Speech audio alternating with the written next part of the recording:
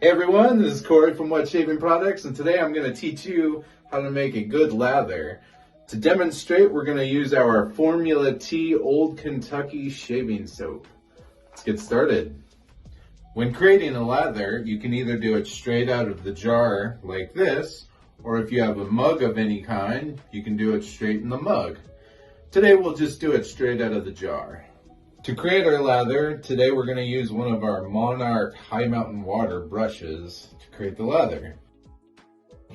Once we got the water on there, we'll apply it to the soap and start spinning in a clockwise position, or if going counterclockwise is your thing. Just build up the lather, going fast.